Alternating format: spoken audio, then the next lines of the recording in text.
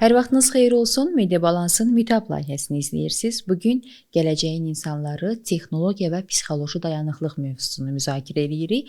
Həmsöhbətimiz isə IT üzrə mütəxəssis Rüstəm Atakişiyevdir. Xoş gördük. Necəsiz? Xoşdum. Çox sağ olun ki, dəvət elədiniz. Rüstəm bəy, maraqlıdır ki, karyeranızın əvvəlində hansı texnologiya və ya informasiya dili sizi daha çox cəlb eləyib? Bakı Dövlətin Tətbiqi Riyaziyyatında oxumuşam. 3-cü kursacan proqramlaşdırmayla maraqlanmamışdım. Sadəcə bizim müəllimimiz Ramin Nazimoviç idi. Azərbaycanın ilk proqramçılarından biri idi. Şansım onda gətirdi ki, Ramin Nazimoviç bu proqramlaşdırmanın gözəlliyini bizə göstərə bildi və C++-la olmuşdu sırf və C++-ə o vaxtdan belə deyim aşiq olmuşdum. Çünki çox dərin dildir. Özüm üçün bir ildən çox məşğul oldum C++-da, amma karyeraya başlayanda C++-ə yox, artıq web proqramlaşdırma üzrə getdim. Çünki o vaxtda daha çox tələbatda o idi. Belə bir keçid elədim. Bəs 3-cü kursa qədər maraqlarınız nədən ibarət idi? Xüsusi marağım yox idi. İmtahanları yola vermək. İdmanla məşğul idim. Seçimləriniz hələ dəqiq deyildi. Bəli, seçimlərim dəqiq deyildi, amma uşaqlıqdan mənim həmişə texnologiyaya elmə həvəsim olub. Özüm üçün kitablar oxuyurdum, maraqlanırdım, amma sadəcə bilmirdim ki, proqramlaşdırma onlardan biri ola bilər. Okay. Özünüzü tapdınız, yəni burada tapdınız. Çox maraqlıdır ki, belə dəqiqliklə məşğul olan, dəqiq sahə ilə məşğul olan bir insan stresi atmaq üçün yuxu rejimi deyim, gündəlik rutinləriniz varmı ki, onlar mütləq olmalıdır ki, balansı qoruya biləsiniz deyə? Bəli, o mütləqdir.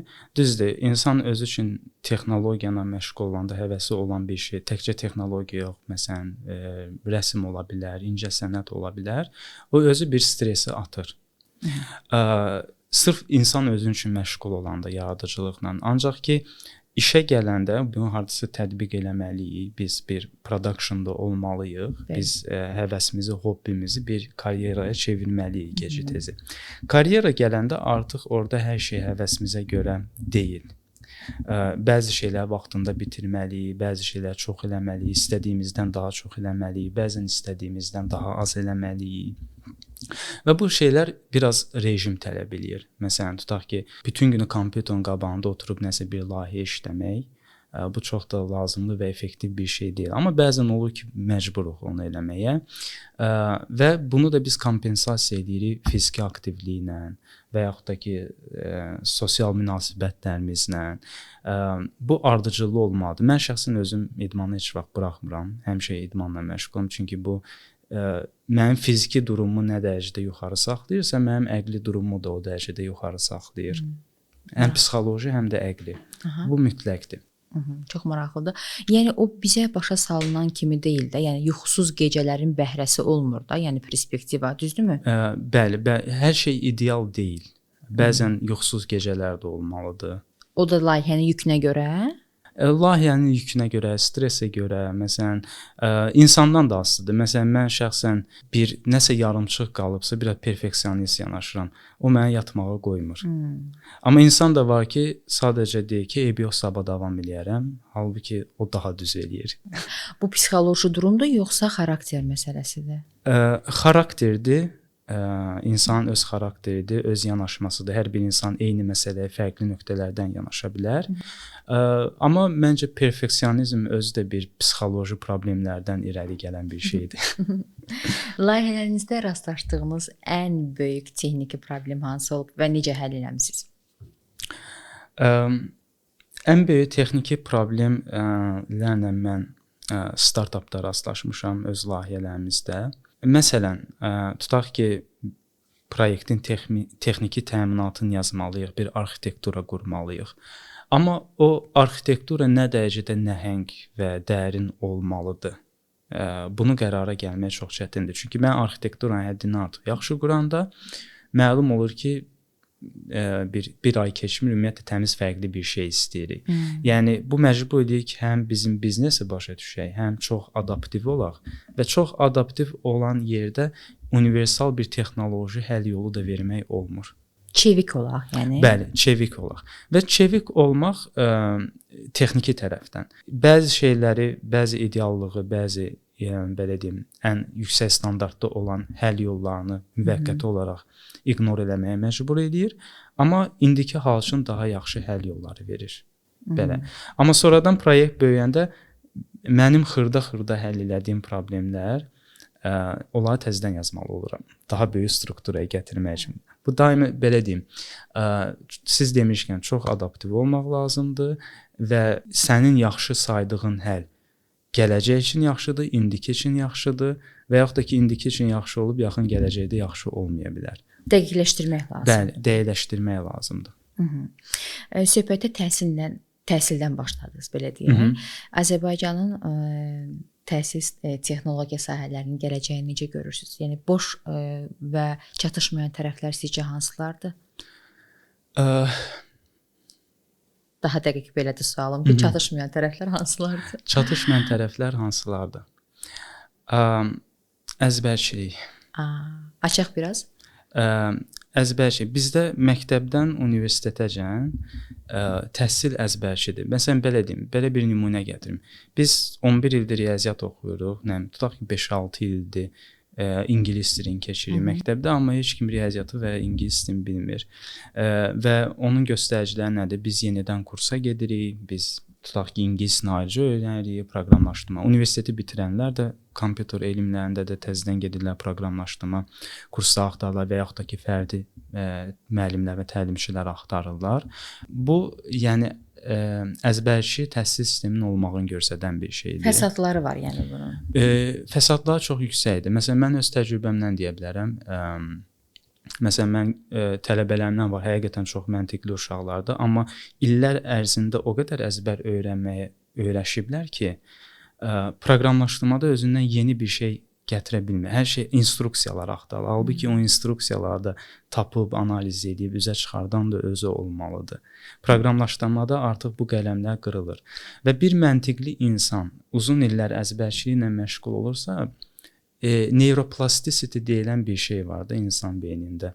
Neuroqıvraqlıq. O neuroqıvraqlıq itir.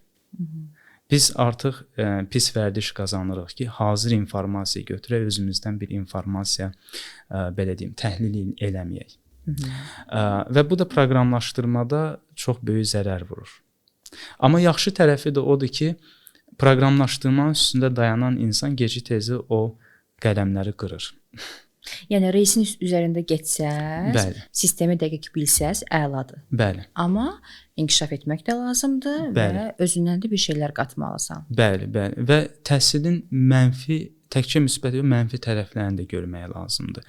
Çoxsa elə zənn eləyir ki, təhsil bizə hər şeyi verəcək. Yox, təhsilə necə baxmaq lazımdır? Təhsil bizi sadəcə tanış edir. Bir də ki, düşünürəm ki, təhsil hazır bir tekstdir də, bu oxumalıdır. Bunu oxumalısan onsuz da. Bəli. Oxumalısan və bunun üzərindən öz potensialını, öz zövqünü və istəkləri əlavə eləməlisən ki, bəli. Bu da məndən bir duz idi, qatdım yeməyin içərisinə. Görək mənim reseptim nə effekt verir. Razısınız məndən? Mən belə fikirləşirəm. Bəs kurslar, sertifikatlar, bunlar pafosdur yoxsa mütləq lazımdır? Yəni məsəl üçün mən tanıdığım insanlar var, çox üzr istəyirəm fikrimi tam aydın ifadə etmək üçün. Yəni o insanları mən tanıyıram ki, onlar deyir ki, ya mən bu kursa da getmişəm, bu kursa da getmişəm. O kursa gedib, bu buna gedib, yəni elə bir kursa getməyi yarışa çeviriblər və mütləq ki bu olmalıdır. İnsanların beyninə yeridiblər bunu. Bəli. Bu yüksək səviyyədə pafosdur. Sertifikat, kurs, bunlar pafosdur. Belə bir nümunə deyim. Əslində tələbələr, yeni başlayanlar kurs fikirləşməyə deyirlər. Onlar peşəkarı, müəllimi fikirləşməlidir. Müəllimim kim olacaq? Təcrübəsi nə qədərdir? Real layihələrdə işləyibmi? Məsələn, kurslarda adətən böyük problemlərdən biri nədir? Tələbədir, bitirir kursu və həmən tələbəni müəllim edir. Halbuki sənayedə heç bir təcrübəsi yoxdur. Bu insan həqiqətən də heç vaxt heç kimə heç nə öyrədə bilməz. Və buna fikir vermirlər. Məsələn, tutaq ki, mən səhhətimdə problem var. Mən gedəndə həkim yanına mən tutaq ki, fikirləşmirəm ki, hansı medical center'a gedim. Mən fikirləşirəm ki, mənim həkimim kim olacaq? Rəylər necədir onun barədə? Və proqramlaşdırmaya çatanda da, təhsilə çatanda da belə olmalıdır seçim. Ona görə yox ki, məsələn, filan kursun adı və yaxud gözəl sertifikatları var. Məsələn, tutaq ki, bir dənə reputasiyası olan kurs, sonradan çox pis, keyfiyyətsiz müəllimlər gətiriblər. Getdiniz onların yanına. Yəni kursun adı sizə garantiya verirmi ki, sizin müəllimləriniz yaxşı olacaq? Bir də bizdə belə bir dəb var. Yeni açılan hər şeyi qaçırıq. Yəni elə bir trendləşdiririk onu. Trend deyəndə ki, yəni trend də demək bunun adına. Məsəl üçün bir tutaq ki, bir məkandır, bir restoran təzə açılıb, hamı axışır ora. Vəsə bir müddətdən sonra öldü bazar. Yəni orada dadlı yemək verirlər və yaxud da ki, orada servis mükəmməldir. Bu insanları maraqlandırmır. Təzə açılıb gedim mən də deyim. Biraz kursu da mən elə anlayıram. Yəni bu təzə kursdur, mən də keçim burdan. Pulunla deyil, düşüncəsidir. Bu düşüncəyə yanaşmanız necədir? Pulunla deyil. O düşüncəyə yanaşmam necə? Məncə bu normal bir şeydir. Normaldır? Bəli, nəyə görə normaldır? Çünki mən deyirəm ki, tutaq ki, proqramlaşdırmanı öyrədirəm və qəşəng reklam da verirəm. Mən bilirəm ki, tutaq ki, 50 nəfər gələcəksə, onun içində məsələn 40-ı, 45-i sadəcə gəlmək üçün gələcək. Reallıqda onlar öyrənməyəcəklər onu. Amma yerdə qalan 5-10 nəfər olur ki, ciddi uşaqlar, onlar həqiqətən də davam edirlər. Yəni proqramlaşdırma kütləvi öyrəniləsi bir şey deyil. Yəni hamısı proqramçı olmalıdır, belə bir şey deyil. Və kimlər proqramçı ola bilmir deyim. Ya məntiqi normadan aşağıdır, bu nadir halda olur. Daha çox belə deyim də hype-a gedir. Səs-küyə gedir ki, bu trenddə olan sahədir, gedim maraqlanım görək necədir. Göstəriş üçün. Bəli. Amma reallıqda kim olur? Sadəcə texnologiya həvəsi olan və yaxud da ki, düşünməyə xoşlayan insan. Onlardan həm proqramçı olur. Məsələn, mənim dövrümdə proqramlaşdırma hype deyildi, çox az adam tanıyırdı. Mən proqramlaşdırmanı yəni seçdim, sadəcə mənim maraqlıdır. Kimsə reklam edib deyənə yox, gündəmdə saxlayıb deyənə yox. Sadəcə mənə maraqlı idi. Ümumiyyətlə bu proqramlaşdırma nə ilə məşğuldur və hansı problemləri həll edə bilər. Bizim maraqlı bir rubrikamız var. İfadəni tamamla. Cümlənin əvvəlini mən deyəcəm. Sonunu isə siz öz şəxsi yanaşmanız və 12 illik təcrübənizi əsasən bitirəcəksiniz. Okay. Elm mənim üçün sadəcə bilik yox, həm də həyat tərzidir. Maraqlıdır. Texnologiya həyatımıza sürət gətirdi, amma düzgün istifadəni də bacarmalıyıq. Mənim üçün şəxsi inkişaf o deməkdir ki, günün sonu nəticəm nədir? Əgər təhsil sistemi yenidən qurulsaydı, sənayedə təcrübəsi olmayan insanları müəllim qoymazdım. Biraz açıq. Real layihələr işləməyən insanı müəllim qoymazdım. Yəni yer tutmasınlar boş-boş. Bəli. Aydındır. Ən çox təsirləndiyim elm adamı. Stephen Hawking. Niyə? Nəyinə görə? Çünki insan çox qəliz şeyləri çox rahat dildə izah edirdi və bəzi elm insanları olur ki, çox qəliz dildə danışırlar. Anlamaq olmur. Amma məsələn Stephen Hawkingin çox xoşuma gələn bir sözü var. Deyir ki, siz gəzəndə ancaq yerə baxmayın, bəzən də səmaya baxın. Çünki həyat təkcə yerdən ibarət deyil. Biraz üfüqünüzü böyüdün. Onu çox bəyənmişdim. Üfüqünüzü böyüdün, onu daha çox uğur əldə etmək şansımız olur. Bəli, daha həyata daha belə deyim, fərqli nöqtələrdən baxış qazanır. Maraqlıdır. Psixoloji davamlılıq mənim həyatımda disiplin, həqiqətən də faydalı işlərlə məşğul olmaq, nə qədər pis olsan da başa düşmək ki, bu müvəqqətidir, sabahsı gün onsuz da yaxşı olacaq. Nə qədər motivasiyadan düşsəniz də bilin ki, sabahsı gün motivasiya yenə də qayıdacaq. Və əsas nəyi səhv eləməsinlər, o müvəqqəti pis durumuna görə həyat qərarlarını dəyişməsinlər. Maraqlıdır. Əgər bugünkü özüm 10 il əvvəlki mən ilə danışsaydı, deyərdim ki, nə qədər səhv eləsən də düzgün yoldasan. Yəni səhv etmək əslində inkişaf aparır. Bəli, və ən böyük hədiyyədir. və pes etməsinlər türklər demişkən.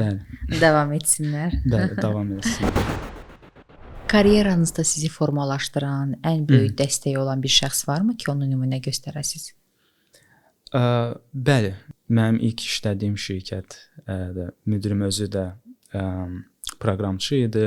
Biz bir-birimizi çox yaxşı başa düşürdük. Digər şirkətlərdə işləmişəm, amma bəzən konfliktimiz olurdu. Çünki biznesdə bir şirkətin müdiriyyəti sırf IT insanlarını yaxşı başa düşə bilmir. Bir IT-şnik özü də hardasa biznesi başa düşməlidir.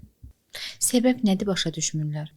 Bir-birinin sahəsindən çox da baş çıxartmırlar. Məsələn, mən biznes nədirsə bilmirəmsə, məndə də problem olacaq. Mən sırf kod səviyyəsində layihə yazmaqla bitmir. Mən biznesi başa düşməliyəm ki, onu düzgün texniki tərəfini tərcümə edə bilim.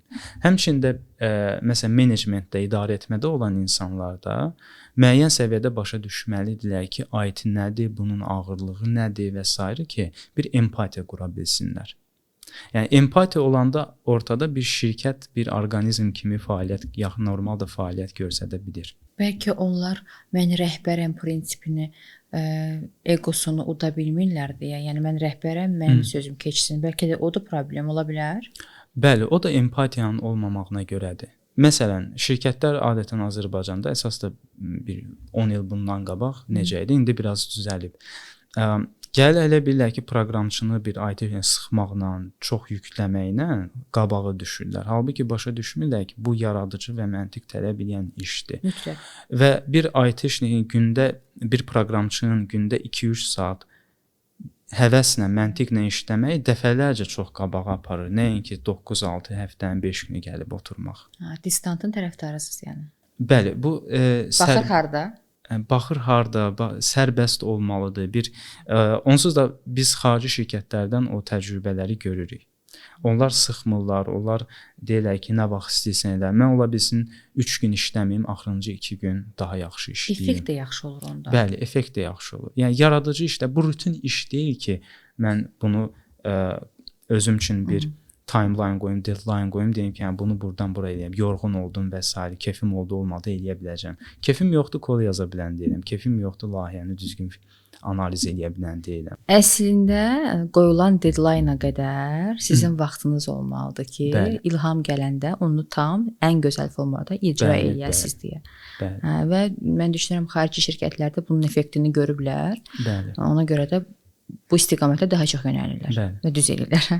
Tamamilə düz vurğuladınız.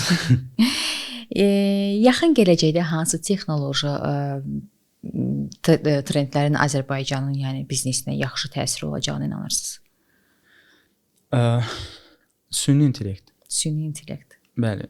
Süni intellekt düzdür, mənim kritikam çox görə bilərlər izləyicilər.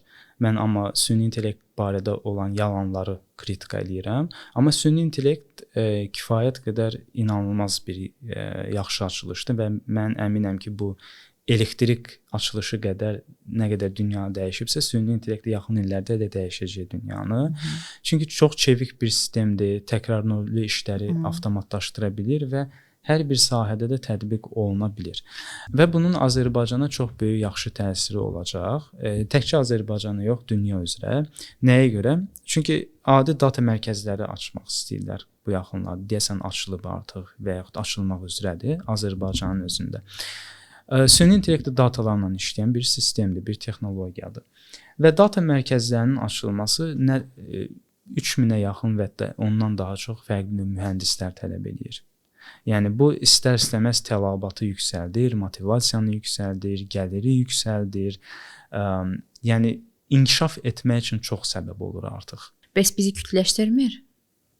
Belə nümunə deyərdim. Bu əslində süni intellektə aid deyil. Süni intellekt bir alətdir. Və yaxud məsələn belə deyim, sosial şəbəkələr. Bu texnologiya, bu bir alətdir. Kim onu necə istifadə eləyəcəksə, həmən şəxsin öz problemidir. Əgər bir şəxs o sosial şəbəkələri vaxtın keçirmək üçün istifadə eləyirsə, sadəcə belə deyim, faydasız kontentləri izləməyə sərf edirsə, o insanın öz daxili problemidir və o insanlar adətən nə edirlər? Bu bizi pis elədi. Yox, sizi pis eləmədi. Siz sadəcə səhv məqsədlə yanaşdınız, bəli, səhv nəticə məqsəd almadınız. Bəli. Bəs proqramçılar necə süni intellektdən sizcə nə qədər faydalanacaqlar? Çox faydalanacaqlar. Hal-hazırda da mən özüm çox faydalanıram. Çünki süni intellekt elə bir ki, bir informativ assistantdır mənim üçün. Bir interfeysə girirəm, nə sualım oldu verirəm. İşinizi biraz tezləşdirir. Kifayət qədər tezləşdirir. Ən azı axtarış məsələləridir. Məsələn, bir ideya almaqdır, bir informasiyanı tapmaqdır, bir həcmli faylları, kodları tez analiz edib nəsə tapmaqdır. Bu işdə mənə həddindən artıq çox qabaq atır. Zaman udursuz ortada. Bəli, zaman, yeni layihələrə effektivlik, vaxtınız qalır. Bəli, bəli. Biraz da insanların psixoloji dayanıqlığı mövzusunu istəyərdim müzakirə edək. Yəni öz sahənizlə bağlı. Bəli. Yanaşmanız nədir? Bəzən deyirlər ki, proqramçı olmaq üçün səbir lazımdır. Ona razı deyiləm. Çünki həvəsiniz varsa səbirə ehtiyac yoxdur. Açaq. Yəni əgər bir işdə səbir mənə həmişə lazımdırsa, o deməkdir ki, o işi sevmirəm də. Birtəhər məcbur edirəm ki, özüm onu öyrənim. Amma mən o işi həqiqətən sevirəmsə, mən ondan onsuz da zövq alıram. Mənim üçün səbirə ehtiyac yoxdur o işi öyrənməyə. Düzdür, yəni dedim, hər şey ideal deyil, amma bəzən olur ki, həvəssiz də eləməlisən. Onda səbirə ehtiyac var. Və o da stres yaradır və stresi atmaq üçün də düzgün həyat tərzi lazımdır. Belə deyərdim. Yəni hər şeyi proqramlı şəkildə görsək, nəticəmizi istədiyimiz kimi ala bilərik. Bəli. Burada həm insan faktorları, həm psixoloji balans yerində olmalıdır. Sadəcə olaraq yeni başlamış, material gücü olan və eyni zamanda bayaq dediyiniz kimi texnolojini qaldıracaq bir beyni olan bir gəncə hardan başlamağını, necə başlamağını məsləhət görərdiniz? Çox gözəl sualdır və çox verilən suallardan biridir. Proqramlaşdırmaya başlamaq kurs axtarmaq demək deyil. O səhv yoldur. İnsan kursa getməmişdən qabaq birinci özü maraqlanmalıdır. Proqramlaşdırma nədir? Açıb videolara baxmalıdır. İngilis dili bilirsə ingilisində, rus dilini bilirsə rus dilində. Yerli bazarda da kifayət qədər yaxşı uşaqlar var ki, izah eləyir. Azərbaycan dilində də, öz dilimizdə də baxa bilər. Türk dilində də baxa bilər. Bir ümumiyyətlə insan maraqlanmalıdır ki, proqramlaşdırma nədir? Nələrlə məşğul olar proqramçılar, hansı problemləri həll edirlər, tanış olmalıdır.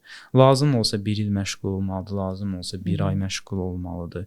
Bir ümumi təəssürat yaranmalıdır və baxmalıdır ki, həqiqətən bu insan istədiyi bir şeydir yoxsa yox.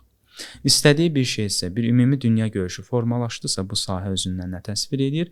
Ondan sonra prosesi sürətləndirmək üçün, effektiv olmaq üçün gedib düzgün professional kurs, belə deyim, gedib axtara bilər.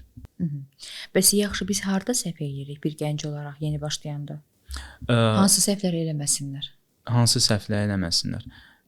Özü maraqlanmadan gedib birbaşa kursa yazılmaq. Kör-körənə yazılması. Bəli, kör-körənə yazılması. İkinci səhv nə?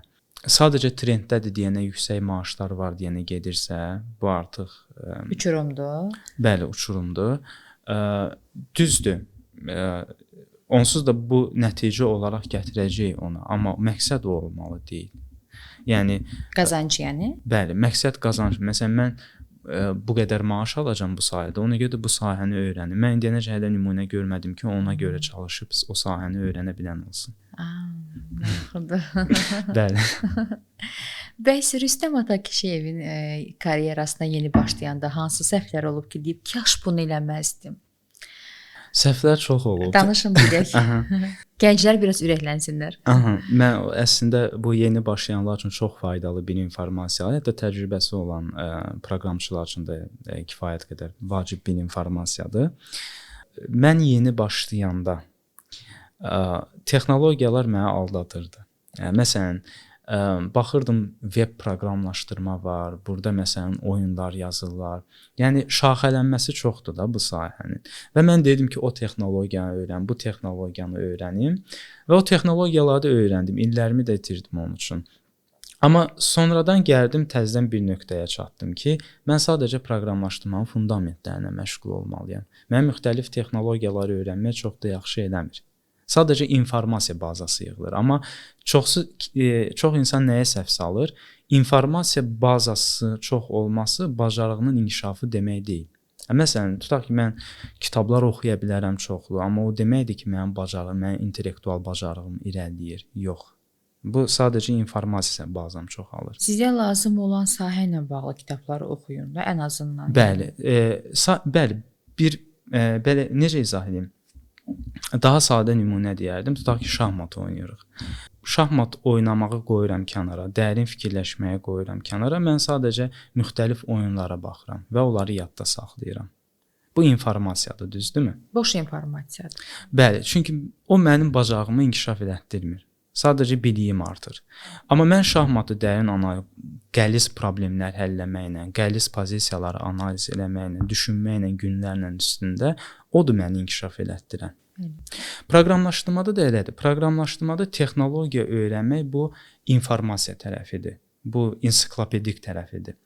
Amma proqramlaşdırmada problem həll etməklə məşğul olmaq, nə qədər problem həll etsəniz, bu da sizi reallıqda inkişaf elətdirən və onun da çox da texnologiyaya aidiyyatı yoxdur. Fundament, təməllər deyəndə mən onu nəzərdə tuturam.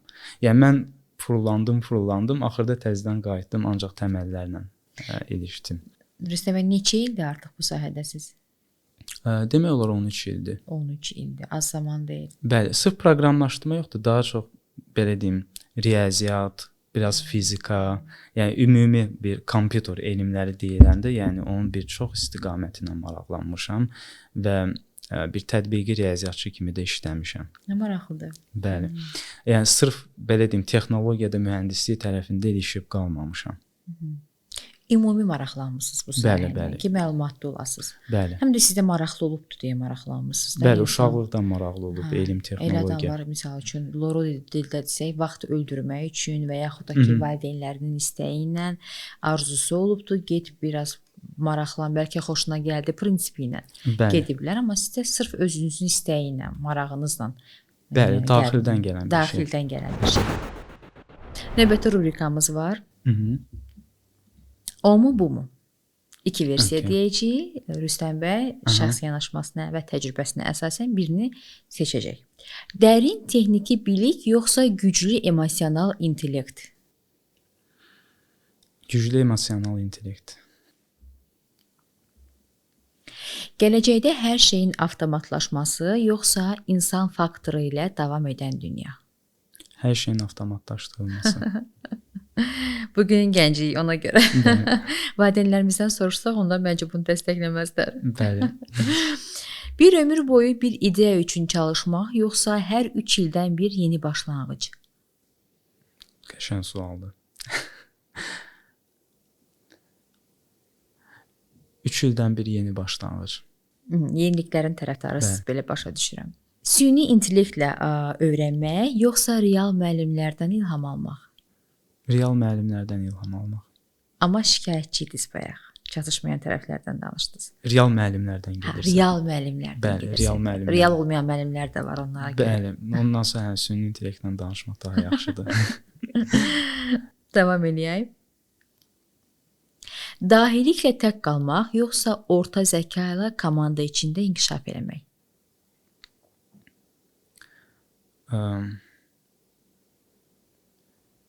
Dahili ilə tək qalmaq. Niyə? Çünki o insan tək görsənir, amma tək deyil. Daxilində Bəli, o daxilindən yaşayır. mənlər var. Bəli. Maraqlıdır. Uğursuzluqdan dərs almaq yoxsa uğursuzluğu heç yaşamamaq üçün bir plan qurmaq? Yəni planlı yaşamaq. Uğursuzluqdan nəticə çıxartmaq. Maraqlıdır. Sonuncu, texnologiyanı dizayn edən olmaq yoxsa onu yönləndirən biri olmaq? Özümə qalsa onu dizayn eləmək istəyərdim, amma başa düşürəm ki, ondan daha çox fayda onu yönləndirməkdə olar. Çünki daha çox problem texnologiyanı yönləndirməkdədir, nəinki onu dizayn eləməkdə. Maraqlıdır. Rüstəm bəy, son bir sualım sizə. Siz peşəkar bir insan olaraq proqramlaşdırmanın gələcəyini necə görürsüz və nəyə ümidləriniz var? Proqramlaşdırmanın gələcəyi çox parlaqdır və süni intellektin inkişafına görə bu yaxın illərdə yüksək tələbatda olacaq. Hal-hazırda da o baş verir və istərdim ki, məktəbdə ən böyük istəyim odur ki, məktəbdə tam gənc yaşlarından uşaqları proqramlaşdırmanla tanış edəsinlər. Çünki biz uşaqların qabağına riyazi simvollar atanda onlar onun da çox da mənasını başa düşmürlər, faydasını görmürlər, vərək üstü nəsə məcburi bir tapşırıq kimi görürlər. Amma proqramlaşdırma ilə məşğul olanda onlar o nəticəni görürlər, orada rənglər görürlər, orada nəticə, orada bir hərəkət, animasiya görürlər. Bəli. Və bu onların həqiqətən də həvəsinin oyanmasının, başını işlətməsinə gətirib çıxardır məcburiyyətsiz. Daha tez başlayır. Bəli, və natural olaraq da riyaziyyata özləri də gəlirlər. Belə. Həm də belə bir deyim var ki, uşaqlıqdan hansısa bir dili öyrənməyə başlayanda daha effektiv olur, bəli, daha asan olur. Bəli. Bu da elə eyni bu cür hər şeyi uşaqlıqdan həm də biraz vərdişə çevrilir. Bəli, düzgün vərdişlər qazanır insan və düzgün baxış nöqtələri qazanır. Belə nümunə deyərdim. Adi qohumlarımdan var, bəzən riyaziyyatı yoxlayıram, onlarda deyirlər riyaziyyatdan pisdir, amma görürəm ki, məntiqli uşaqdır da. Məsələn, mən rəqəmlərlə danışıram, həll edir. Rəqəmi ixtiyari ədəd deyəndə, X deyəndə heç nə deyə bilmir. Hiss edirəm ki, travması oyanır mən X deyəndə. Amma X yox, məsələn, bir başqa bir ad deyim, məsələn, tutaq ki, öz adınla deyim. Deyim ki, Rüfət, sənə rəqəmin adının yerinə, ixtiyari rəqəm ad yerinə sənin adını yazıram. Onda hər şeyi başa düşürlər. Hə, başa düşdüm. Çox sağ olun. Psixoloji amillərdən biri. Bəli, psixoloji amil, əsas məqam psixoloji amillər. Psixologiya yerində olsun. Təşəkkür edirik sizə. Çox sağ olun. Çox maraqlı həm söhbət ediniz. Öz yanaşmalarınızı deyirdiniz. Standart deyil idi. Şablonda deyildiniz. Çərçivədən kənar danışırdınız və sevinirəm ki, sizin sahənin inkişafına inanırsınız. Gələcəyinə inanırsınız. Bəli, yüksək səviyyədə inanıram. Və bu sahəyə gələn gəncləri dəstəkləyirsiniz. Bəli.